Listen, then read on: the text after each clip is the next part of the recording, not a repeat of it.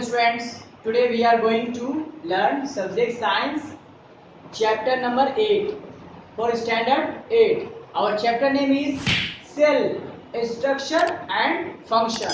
So students, in this chapter we will learn about cell and structure and function.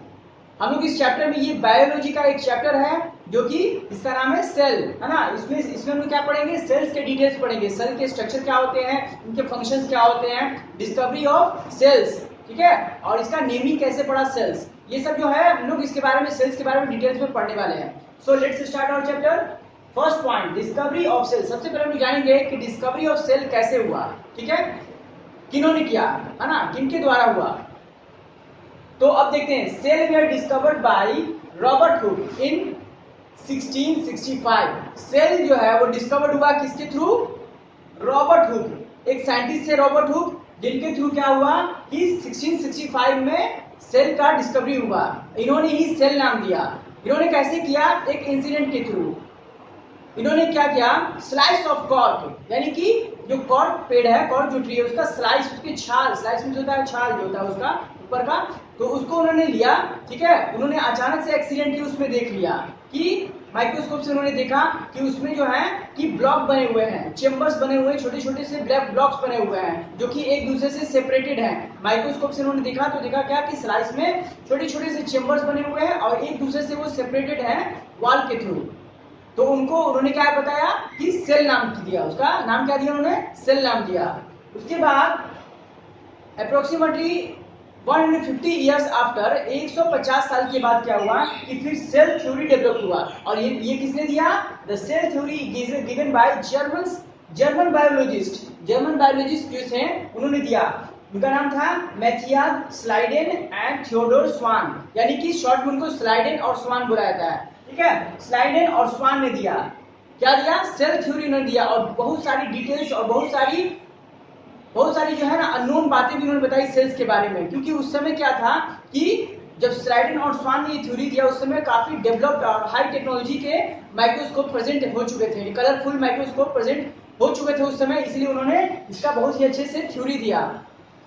तो हम लोग देखते हैं ये कब दिए इन्होंने, 1838, लगभग 150 ईयर्स के बाद जब इसकी डिस्कवरी हुई 1665 में। उसके बाद लगभग 150 साल के बाद, यानी कि 1838 में, 1838 में स्लाइडेन और स्वान ने सेल थ्योरी दिया। इस सेल थ्योरी में उन्होंने बहुत सारी डिटेल बताई, इनमें से कुछ यहाँ पर है, देखिए।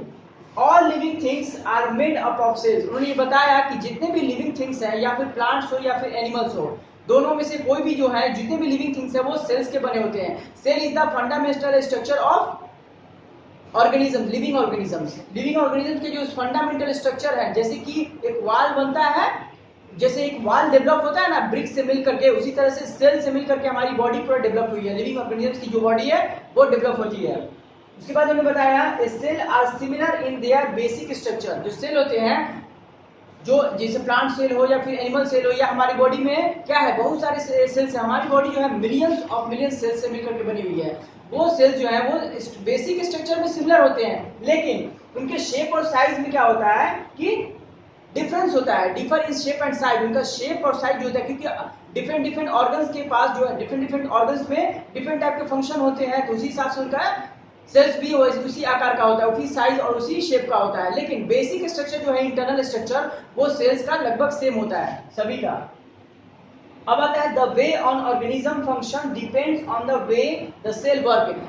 किसी भी ऑर्गेनिज्म का जो फंक्शन है बॉडी का, वो डिपेंड करता है सेल के फंक्शन पर। सेल जैसा वर्क करेगा उसी तरीके से उसके बॉडी के जो ऑर्गन्स हैं वो उसी तरीके से वर्क करते हैं, ठीक है, क्योंकि डिपेंड है, टोटली डिपेंड है सेल्स पर। जितने भी हमारे ऑर्गन्स हैं, ऑर्गन सिस्टम है ऑर्गेनिजम्स के, वो सेल पे ही डिपेंड है, क्योंकि उसका बेसिक यूनिट क्या है, सेल होता है। तो सेल जैसा वर्क करेगा वैसे ही उसका बॉडी भी वैसे ही वर्क करेगा, उसका ऑर्गन्स भी वैसे ही वर्क करेगा। तो ये था हमारा discovery of cell and the cell theory. So students, और next point is unicellular and multicellular organisms. ठीक है, एनिमल्स जो होते हैं वो यूनिसेलुलर, यूनि मींस होता है वन, यानी कि एक सेल से मिलकर के बने होते हैं, और डिफरेंट मेनी टाइप्स के सेल से भी मिलकर बने होते हैं, जिनको कहा जाता है मल्टी सेलुलर। यूनिसेलुलर मींस एक सेल से मिलकर के बने हुए जो ऑर्गेनिजम्स हैं उनको यूनिसेलुलर ऑर्गेनिजम्स कहा जाता है। और मल्टी सेलुलर ऑर्गेनिजम्स जो कि बहुत ज्यादा, है ना, मिलियंस ट्रिलियंस जो है सेल से मिलकर के बने होते हैं, उनको क्या कहा जाता है? उनको मल्टी सेलुलर ऑर्गेनिजम्स कहा जाता है, जो कि बहुत सारे डिफरेंट डिफरेंट टाइप के सेल्स से मिलकर के बने होते हैं उनकी बॉडी। अब आते हैं, देखिए एग्जांपल्स, यूनिसेलुलर ऑर्गेनिजम्स के एग्जांपल्स क्या हो जाएंगे? Amoeba, paramecium, Euglena and bacteria, यानी कि जो माइक्रो ऑर्गेनिजम्स है, जो छोटे छोटे स्मॉल माइक्रो ऑर्गेनिजम्स हैं, वो मोस्टली जो होते हैं यूनिसेलुलर ऑर्गेनिजम्स होते हैं, ठीक है ना, जिनको नेकेड आई से देखना थोड़ा मुश्किल होता है, नहीं देख पाते हम लोग, माइक्रोस्कोप के थ्रू देखा जाता है उनको। ये सब यूनिसेलुलर ऑर्गेनिजम्स हैं, इनके बॉडी में सिर्फ जितने भी फंक्शन होते हैं इनकी बॉडी के, वो सब एक ही सेल के थ्रू कंडक्ट होते हैं। उनकी पूरी बॉडी की जितने भी फंक्शंस हैं, चाहे वो रेस्पिरेशन हो, ब्रीथिंग हो, ईटिंग हो, जो भी हो, वो सारे फंक्शन एक ही सेल के थ्रू वो कंडक्ट करते हैं। उसके बाद आते हैं multi cellular organisms. Multi cellular organism, हमको जिन जिन एनिमल्स या प्लांट्स को हम नेकेड आई से देखते हैं, जो हमें इजीली दिख जाते हैं, ठीक है, वो क्या होता है? Multi cellular organism. जैसे कि प्लांट्स, लार्ज एनिमल्स हैं, फिर ह्यूमन हैं, हम लोग इंसान, वो सब क्या है? मल्टी सेलुलर ऑर्गेनिजम्स है, यानी कि जिनको हम लोग नेकेड आई से अच्छी तरीके से देख पाते हैं, वो सब क्या है? मल्टी सेलुलर ऑर्गेनिजम्स है। हमारी बॉडी जो है वो भी मल्टी सेलुलर ऑर्गेनिजम्स है, यानी इसमें trillions of, millions and trillions of cell से मिलकर के बने होते हैं, और हमारी बॉडी में ये डिफरेंट डिफरेंट फंक्शन में पार्टिसिपेट करते हैं ये सेल्स, ठीक है। It is estimated that fully grown human has about 100 trillion cells. एक फुल्ली ह्यूमन जो होते हैं, फुल्ली ग्रोन ह्यूमन होता है, जो एक एडल्ट जो होते हैं, फुल एकदम ग्रोन कर गए, जिसे कि हम लोग एडल्ट सिचुएशन में जब आ जाते हैं, फुल्ली ग्रोन कर जाता है हमारी बॉडी, तो उसमें 100 ट्रिलियन सेल्स होते हैं।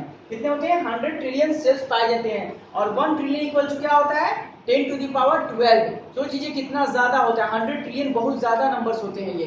तो इतने सारे एक फुल्ली एडल्ट ग्रोन जो हमारा ये ह्यूमन बॉडी होता है, उसमें 100 ट्रिलियन सेल्स से मिलकर के वो बने होते हैं।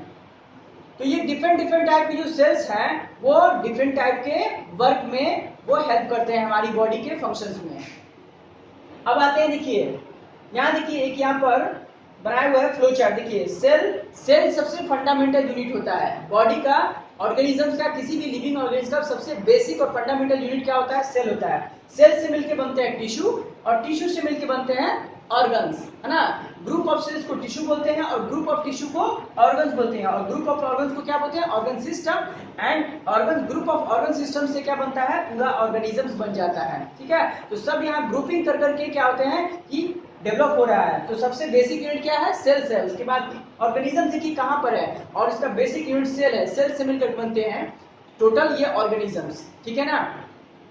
अब आते हैं variation in shape and size. जो सेल्स हैं उनके साइज और शेप में वेरिएशंस होता है। हमारी बॉडी में डिफरेंट डिफरेंट टाइप के मिलियंस एंड ट्रिलियंस टाइप के सेल्स पाए जाते हैं। तो सभी ऑर्गन्स में अलग अलग टाइप के, है ना, क्या होते हैं? सेल्स के स्ट्रक्चर और उसके शेप एंड साइज होते हैं। जैसे कि नर्वस सिस्टम में है, तो नर्वस सिस्टम के जो है न्यूरॉन, जैसे न्यूरॉन जो सेल्स होता है, वो न्यूरॉन के वो क्या होता है? काफी लॉन्ग होता है ना, वो मीटर्स में होते हैं, लंबे लंबे मीटर्स में होते हैं, क्योंकि वो पूरे बॉडी में कनेक्ट होते हैं, जहां तक उस इन्फॉर्मेशन को कलेक्ट करता है हमारी बॉडी से।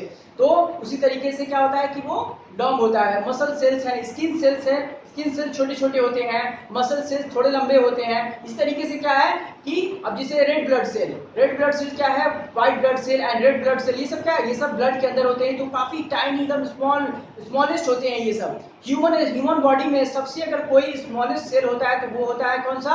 आरबीसी, रेड ब्लड सेल जो होता है, वो सबसे स्मॉलेस्ट, जो कि ब्लड के अंदर पाया जाता है, वो होता है सबसे स्मॉलेस्ट सेल। उसी तरीके से है, बहुत सारे बैक्टीरिया भी होते हैं, और बहुत सारे एनिमल्स हैं, उनके अंदर क्या है कि सेल्स के साइज और शेप वेरी करते हैं। जैसे देखिए यहाँ पर दिया हुआ है ऑस्ट्रिच, देखिए यूनिसेलुलर ऑर्गेनिज्म। जैसे एक सेल में क्या होता है? एक जो होता है बर्ड्स का जो एग होता है, वो यूनिसेलुलर होता है। उसमें देखिए एक ऑस्ट्रिच का जो एग है, वो उसका देखिए यहाँ पर कितना होता है? सेल का साइज सबसे लगभग यहाँ बड़ा होता है, इसका 170 mm इंटू 130 mm। देखिए बर्ड्स में यहाँ पर सबसे ज्यादा किसी का एक का सेल्स बड़ा होता है, तो होता है ऑस्ट्रिच का 170 mm इंटू 130 mm होता है। उसी के जस्ट अपोजिट में देख लीजिए बैक्टीरिया क्या होता है? सबसे यहाँ पर स्मॉलेस्ट में आता है, 0.0001 mm इंटू 0.0005 mm इसका डायमीटर होता है। तो ये जो है इसका, यानी कि ये क्या शो कर रहा है? ये वेरिएशन शो कर रहा है कि ऑर्गेनिजम्स में जैसा जिसका वर्क होता है, उसी हिसाब से क्या है कि उसमें साइज एंड शेप इसका वेरी करता है। ह्यूमन बॉडी में स्मॉलेस्ट यानी कि सबसे स्मॉलेस्ट जो होता है, हमने क्या बताया था, आरबीसी, जिसका होता है 0.007 mm, 0.007 mm जो होता है ह्यूमन बॉडी में आरबीसी के सेल्स का स्ट्रक्चर जो साइज होता है। ठीक है, तो इस तरीके से हम लोग ये इस टॉपिक में वेरिएशन शेप एंड साइज में हम लोग ये जान गए हैं कि जो वेरिएशन होता है यानी कि ऑर्गेनिजम्स में डिफरेंट टाइप के जो ऑर्गेनिजम्स हैं उनके सेल्स के साइज एंड शेप में डिफरेंस होता है। यहाँ तक कि मल्टी सेलुलर ऑर्गेनिज्म जो हम लोग इंसान ह्यूमन बीइंग हैं इनके या फिर एनिमल्स जो होते हैं लार्ज एनिमल जो मल्टी सेलुलर ऑर्गेनिजम्स हैं उनके बॉडी में डिफरेंट पोर्शन पे डिफरेंट जो ये आपके ये स्ट्रक्चर हैं, डिफरेंट ऑर्गन्स हैं, उस ऑर्गन्स में डिफरेंट टाइप के सेल्स जो होते हैं वो वेरी करते हैं। एक ही बॉडी में अलग अलग तरह के शेप एंड साइज के सेल्स पाए जाते हैं according to their work and function पाए जाते हैं। ठीक है, तो इस तरीके से जो क्या है कि हम लोग इस टॉपिक को क्लियर कर लिए हैं। सो स्टूडेंट्स, और next point is structure of cells के बारे में हम लोग डिटेल्स में पढ़ेंगे। यहाँ पर देखिए ये सेल्स के स्ट्रक्चर, एक टिपिकल स्ट्रक्चर है सेल्स का।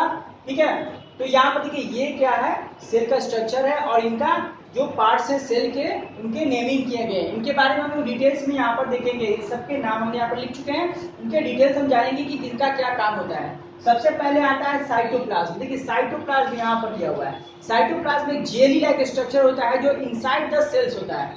सेल्स के इनसाइड में जेली लाइक स्ट्रक्चर होता है, उसको क्या कहता है, साइटोप्लाज्म कहा जाता है।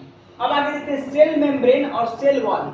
सेल मेम्ब्रेन या सेल वॉल, देखिए यहाँ पर है सेल वॉल, जो सेल को आउटर पार्ट्स जो होता है, जो सेल का आउटर पार्ट होता है जिसको सेल को प्रोटेक्ट करता है उसको बोलते हैं सेल वॉल या सेल मेम्ब्रेन। ये क्या करता है, सेल को प्रोटेक्शन देता है बाहरी सब्सटेंस से, जो कि अदर सब्सटेंस आकर के मिलते हैं सेल्स में, उससे क्या करता है, सेल को प्रोटेक्शन देता है। ठीक है, ये सेल वॉल या फिर सेल मेम्ब्रेन जो है ये एनिमल सेल्स में नहीं पाए जाते हैं, ये सिर्फ प्लांट सेल में पाए जाते हैं। सेल वॉल या फिर सेल मेम्ब्रेन याद रखिएगा ये सिर्फ प्लांट सेल में पाए जाते हैं सेल वॉल, क्योंकि उसमें स्केलेटन नहीं होता है ह्यूमन बॉडी की तरह या फिर एनिमल्स की तरह बॉडी में स्केलेटन सिस्टम नहीं होता है जिससे प्रोटेक्शन मिले सेल्स को। इसीलिए क्या होता है कि इनके पास सेल वॉल होता है जो कि उनको प्रोटेक्शन देता है सेल को, और ह्यूमन बॉडी या फिर एनिमल्स के पास स्केलेटन सिस्टम होता है जिसके वजह से सेल्स को प्रोटेक्शन मिलता है बाहरी जो एनिमीज है या बाहरी किसी तरह के चीजों से। ठीक है ना, इसीलिए आपको इसमें सेल वॉल प्रेजेंट नहीं होता है एनिमल्स में। सेल वॉल किसमें प्रेजेंट होता है, सिर्फ प्लांट सेल में। अब आगे आते हैं न्यूक्लियस। न्यूक्लियस क्या होता है कि centre of cells, centre of cells में न्यूक्लियस होता है। ठीक है, अब ये न्यूक्लियस जो होता है उसके बाद क्या, उसमें न्यूक्लियस में बहुत सारे स्ट्रक्चर्स होते हैं, बहुत सारी चीज होती है, उसमें लिक्विड्स होते हैं, है ना, उसमें थ्रेड लाइक स्ट्रक्चर होता है जिसे क्या बोलते हैं क्रोमोसोम बोलते हैं। उसके बारे में हम लोग पढ़ेंगे अभी। क्रोमोसोम होता है, क्रोमोसोम कंटेन किया रहता है जीन को, फिर उसके बारे में पढ़ेंगे अभी नीचे में। ठीक है, तो ये क्या है हमारा न्यूक्लियस है। अब देखिए न्यूक्लियस मेम्ब्रेन मींस होता है क्या, वॉल। मेम्ब्रेन मींस होता है उसका जो बाहरी आवरण होता है उसको मेम्ब्रेन बोलते हैं। तो देखिए न्यूक्लियस भी क्या है, एक मेम्ब्रेन के से ढका हुआ है, यानी कि उसको भी प्रोटेक्शन चाहिए न्यूक्लियस को।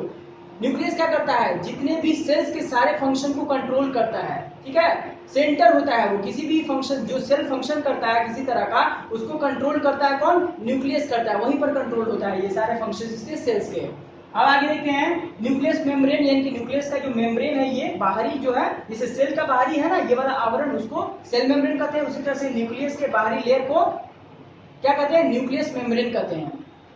अब आते हैं क्रोमोसोम। देखिए क्रोमोसोम के बारे में बता चुके, ये थ्रेड लाइक स्ट्रक्चर जो है ऐसे से बना हुआ है, ये सब क्रोमोसोम होते हैं। और ये क्रोमोसोम क्या होते हैं, क्रोमोसोम के पास क्या होता है, कंटेंट किए रहते हैं जीन्स। और जीन्स क्या होता है, किसी भी सेल्स के इंफॉर्मेशन प्रोवाइड कराता है। सेल्स में जो इंफॉर्मेशन होता है कोई भी चीज वो प्रोवाइड कराता है जीन्स। और ये रिप्रोडक्शन के टाइम में क्या होता है कि ये ट्रांसमिट हो जाता है दूसरे जनरेशन में। यही जीन्स जो है वो अपने पेरेंट्स से क्या होता है कि अपने न्यू जनरेशन में चला जाता है। यही जीन के फॉर्म में जितने भी आपको इंफॉर्मेशन है वो चला जाता है किसमें, न्यू जनरेशन में, जीन के फॉर्म में। ये जीन क्या होते हैं, ये चले जाते हैं न्यू जनरेशन में। तो क्रोमोसोम जो है ये सब रिप्रोडक्टिव पार्ट्स होते हैं, क्रोमोसोम और जीन्स। आगे देखते हैं ऑर्गेनल्स क्या होते हैं। ऑर्गेनल्स जो होते हैं ये आपको देखिए, ऑर्गेनल्स कहाँ पर है, हाँ, तो ऑर्गेनल्स के बारे में हम लोग समझते हैं। ऑर्गेनल्स जो होते हैं ये आपको साइटोप्लाज्म होते हैं। साइटोप्लाज्म के अंदर ये सब क्या, ये सब पार्ट्स में सब ऑर्गेनल्स भरे हुए हैं। ये सब छोटी छोटी टाइप के, ये सब जैसे है ना, ये सब क्या है, सब ऑर्गेनल्स होते हैं। इसमें सेल्स के अंदर भी छोटे छोटे टाइप के ये सब ऑर्गेनल्स होते हैं। और ये पार्ट क्या होता है, साइटोप्लाज्म होता है, जो जेली लाइक स्ट्रक्चर भरा होता है।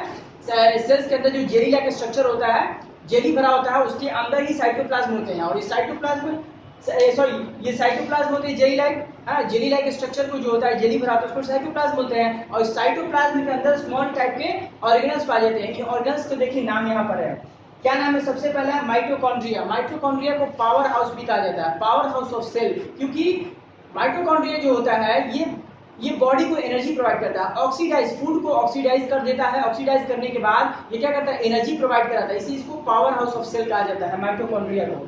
ठीक है, अब आता है वैक्यूल्स। वैक्यूल्स क्या होता है, एक सैक लाइक स्ट्रक्चर होता है, एक बोला जैसे सैक लाइक स्ट्रक्चर होता है। इसमें क्या होता है कि स्टोर होता है कोई चीज, फूड होता है, वाटर होता है और वेस्ट वाटर, ये सब क्या होते हैं इसके अंदर जाकर के स्टोर होते हैं। ये कहाँ प्रेजेंट होता है, साइटोप्लाज्म यानी कि सेल के अंदर लिक्विड में ये सब पाए जाते हैं ऑर्गेनल्स, है ना। वैक्यूल्स, वैक्यूल्स के बारे में बता चुके हैं, सैक लाइक इसका स्ट्रक्चर, उसमें स्टोर्ड होता है फूड, वाटर या फिर वेस्ट वाटर। उसके बाद आता है प्लास्टिड्स। देखिए प्लास्टिड्स जो होता है ये प्लांट ऑर्गेनल है, ये एनिमल ऑर्गेनल नहीं है, ये प्लांट ऑर्गेनल है प्लास्टिड्स। ये माइटोकॉन्ड्रिया और वैक्यूल्स जो है वो एनिमल्स ऑर्गेनल है, लेकिन प्लास्टिड्स जो है ये आपको प्लांट ऑर्गेनल है, प्लांट में पाया जाता है। और इसमें क्या होता है कि इसमें क्लोरोप्लास्ट होता है, इसमें डिफरेंट टाइप के कलर के, देखिए ये कलर्स को वहां पर कंटेन किया जाता है। जो प्लांट्स में जो कलर होते हैं वो किसके वजह से ऑर्गेनल्स होते हैं, प्लास्टिड्स की वजह से होते हैं। और उसमें जो ग्रीन कलर का जो ऑर्गेनल्स है, जिन ग्रीन कलर का जो प्लास्टिड्स है प्लांट में, वो होता है क्लोरोप्लास्ट। और क्लोरोप्लास्ट में क्या होता है कि ग्रीन कलर का पिगमेंट होता है जिसको क्लोरोफिल बोलते हैं। उसी क्लोरोफिल की वजह से क्या होता है, क्लोरोप्लास्ट ग्रीन होता है। और क्लोरोप्लास्ट ग्रीन होने की वजह से जो लीफ का कलर है या फिर प्लांट्स का जो ग्रीन कलर है वही प्रोवाइड कराता है। ठीक है, तो इसका मतलब पता चला हम लोग को, जो प्लास्टिड्स होते हैं ऑर्गेनल वो कलर प्रोवाइड कराते हैं, है ना, प्लांट्स को कलर प्रोवाइड करते हैं। उसमें ग्रीन कलर भी होते हैं, प्लांट्स में जितने भी कलर, कोई भी कलर का प्लांट्स होता है उसके जो है वो प्लास्टिड ऑर्गेनल्स हैं वो प्रोवाइड कराते हैं। उसी में आता है क्लोरोप्लास्ट। प्लास्टिड के अंदर ही होता है क्लोरोप्लास्ट, जो कि ग्रीन कलर का पिगमेंट्स होता है उसमें क्लोरोफिल, और वही प्रोवाइड कराता है ग्रीन कलर। प्लांट्स के लीफ को, स्टेम को, जो भी चीजें हैं उनको ग्रीन कलर जो प्रोवाइड कराएगा वो क्लोरोफिल कराता है। और ये क्लोरोफिल जो है फोटोसिंथेसिस में भी हेल्प करते हैं, फूड मेकिंग में, फूड प्रिपेयर जो करते हैं प्लांट फोटोसिंथेसिस के प्रोसेस से, वहां भी जो है क्लोरोफिल जो होता है, जो प्लास्टिड में प्रेजेंट होता है वो उसको हेल्प करता है। अब आते हैं गोल्जी बॉडीज। देखिए गोल्जी बॉडीज जो है ये क्या होता है, ये एंजाइम को सेक्रेट करता है, एंजाइम को सेक्रेट करता है, लिक्विड्स को सेक्रेट करता है। ये क्या करता है, एंजाइम्स को, एंडोप्लाज्मिक रेटिकुलम को, इन सब को क्या करता है कि ये सेक्रेट करता है। तो एंजाइम्स ये सब, ये एंजाइम क्या करते हैं, हमारे डाइजेशन में हेल्प करते हैं, फूड के डाइजेशन में एंजाइम हेल्प करते हैं। एंडोप्लाज्मिक रेटिकुलम क्या करता है, ट्रांसपोर्टेशन का काम करता है। एंडोप्लाज्मिक रेटिकुलम जो है ट्रांसपोर्टेशन का काम करता है, हमारी बॉडी में जितने भी न्यूट्रिएंट्स हैं उसको ट्रांसपोर्ट कराता है, ये एक लिक्विड फॉर्म में होता है। उसके बाद आता है राइबोसोम। राइबोसोम क्या करता है, प्रोटीन बनाता है। राइबोसोम मेक प्रोटीन, राइबोसोम जो है वो प्रोटीन बनाता है, ठीक है ना।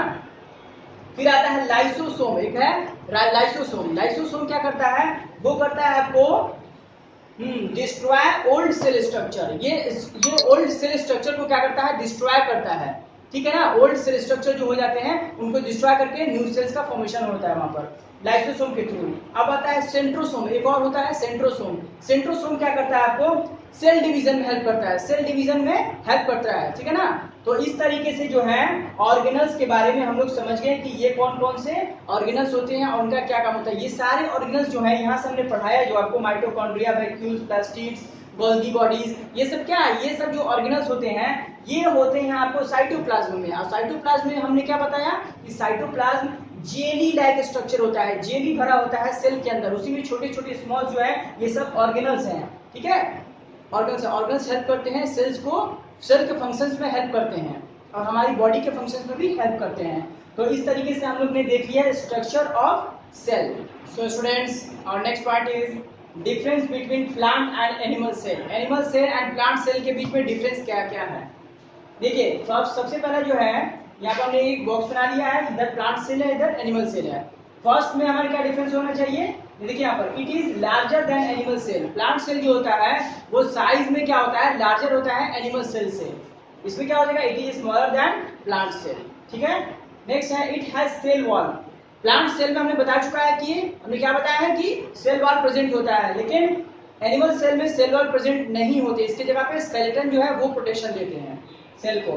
थर्ड है इट यूजुअली हैज 1 और 2 लार्ज वैक्यूल्स, इनमें 1 और 2 लार्ज वैक्यूल्स होता है। इसमें देखते हैं एनिमल में वैक्यूल्स आर आइदर एब्सेंट और they are very small. Animal cell में क्या होता है, या कभी कभी क्या होता है कि वैक्यूल्स एब्सेंट रहते हैं, या तो होते भी तो है बहुत स्मॉल होते हैं, अगर होते भी हैं तो बहुत स्मॉल है, नहीं तो उसमें एब्सेंट रहते हैं। अब आता है it has different kinds of plastids, इसमें क्या होता है प्लांट सेल में डिफरेंट टाइप के प्लास्टिड्स होता है, ठीक है, जो उनको कलर प्रोवाइड कराते हैं। अब देखिए it does not have plastids, इसमें प्लास्टिड्स नहीं होता है एनिमल सेल में। अब देखिए it does not have a centrosome, इसमें क्या होता है कि प्लांट सेल में सेंट्रोसोम नहीं होता है, लेकिन एनिमल सेल में इट हैज अ सेंट्रोसोम, इसमें सेंट्रोसोम होता है, ठीक है। और सेंट्रोसोम क्या करता है, सेल डिवीजन में हेल्प करता है, तो सेल डिवीजन एनिमल्स में होता है, ठीक है ना।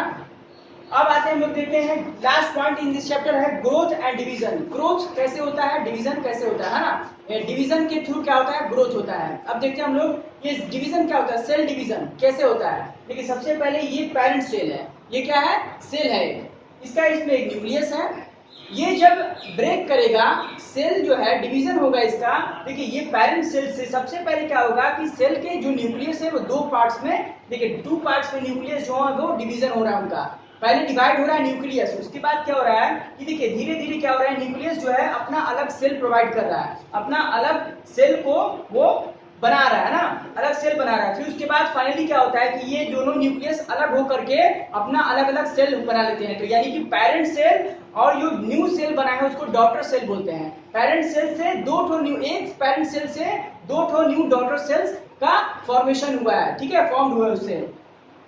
तो इस तरीके से जो है सेल डिवीजन होता है, और सेल डिवीजन होने के बाद क्या होता है कि ग्रोथ बढ़ता है, हमारी बॉडी का ग्रोथ बढ़ता है। जैसे नंबर ऑफ सेल्स बढ़ेंगे तो वो क्या होता है, पहले बहुत ही स्मॉल होते हैं, उसके बाद जब हम लोग फूड खाते हैं, एनर्जी लेते हैं, तो क्या होता है कि वो ग्रोथ करता है, सेल का साइज डेवलप करता है, ग्रोथ करता है, जिससे क्या होता है कि हमारी बॉडी का साइज भी हमारा ग्रोथ करता है, ठीक है ना। तो इस तरीके से जो है ना सेल डिवीजन होता है और ग्रोथ होता है। तो स्टूडेंट हम लोग यहाँ पर ये हम लोग पढ़ चुके हैं, सेल के बारे में डिटेल्स में पढ़ लिए कि सेल होता क्या है, सेल की डिस्कवरी के बारे में पढ़ लिए, सेल की थ्योरी, सेल थ्योरी के बारे में हम पढ़े जो स्लाइडेन और स्वान ने दिया था 1838 में। उसके बाद जो है हमने सेल स्ट्रक्चर के बारे में पढ़े और उसके फंक्शंस के बारे में पढ़े कि इसके क्या क्या फंक्शंस होते हैं, जो उस पे क्या क्या स्ट्रक्चर्स होते हैं, ऑर्गेनल्स के बारे में पढ़े हैं, ठीक है ना। तो आई होप आपको ये अच्छे से ये चैप्टर समझ में आ गया होगा। So students, thank you for watching this video, have a nice